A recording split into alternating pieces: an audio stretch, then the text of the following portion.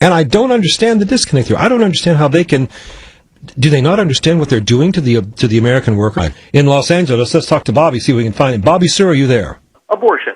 Okay, you were talking about abortion earlier, right? Sure. We all know the argument. I'm against abortion, by the way. I don't think it's morally right.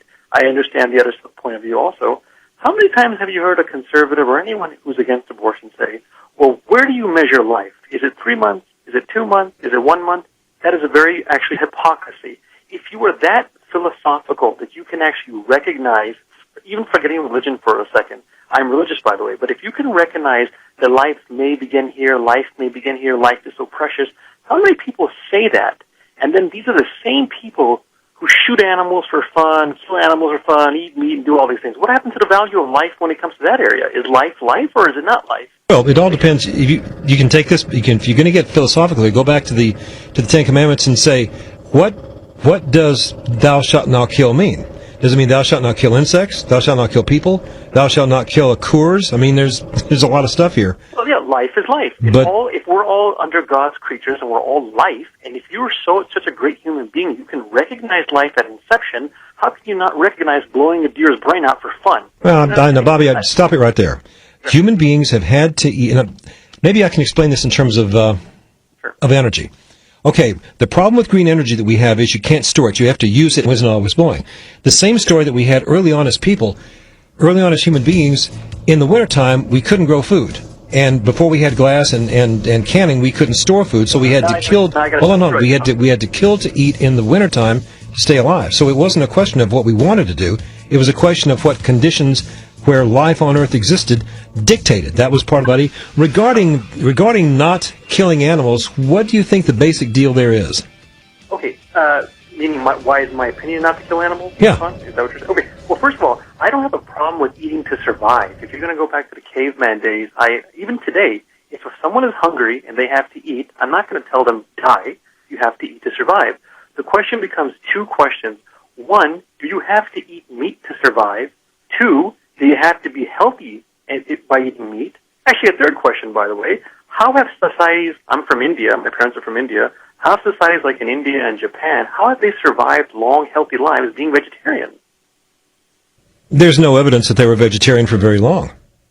How do you been vegetarian for a very long time. Well, I understand the general vibe, but Bobby, here's the deal. Go back 100 years. The Plains Indians were eating 4 to 6 pounds of buffalo meat every day on the American plains. Central Africans were eating. Human systems adapt perfectly to what the predominant food sources are, and it's happened all over the planet. So you can't make any hard, fast rules about what people can and can't eat because different systems successfully adapt to different foodstuffs. So my response to that is this. Again, that is eating to survive. So I asked you to. No, they were eating. They were hunter-gatherers. They weren't planting.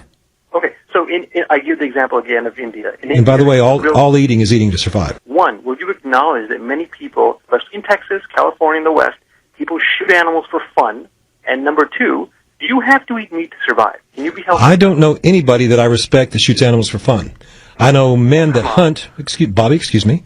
I know men that hunt because they enjoy the thrill of the hunt, and they very scrupulously eat what they shoot. They do not waste meat. I believe all real hunters, all real sportsmen do not waste. They conserve and they tend and husband rather than just indiscriminately slaughter.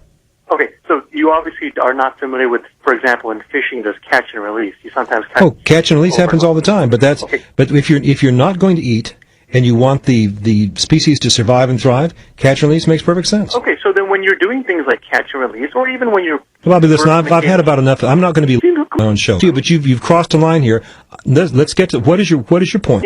And if you believe in life, if you're a God-fearing person, you believe in life.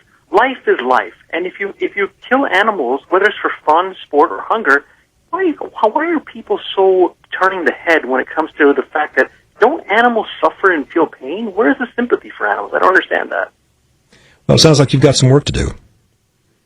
Because you live on a planet where human existence was predicated on the idea that in order to be able to stay at the top of the heap, we had to kill to stay there. We didn't dictate those conditions, nor did we volunteer for them. By virtue of where we find ourselves, that's how we had to operate. And so let Let me finish. Evolve. Our brains can't tell us a change. I mean, if you go back to the caveman Bobby, days, I believe you live in a time where you can conveniently go down to the store and fill your basket with enough food for 2 weeks. You don't have to hunt, you don't have to gather, and as a result, you're free to make all these moral judgments you think about people who do. And I can assure you, if all this ended tomorrow, we'd be right back where we were. It'd be a good idea to know how to grow food and know how to kill food rather than just go collect it at the grocery store. And I believe the people who are into the whole nonviolent thing, that's fine.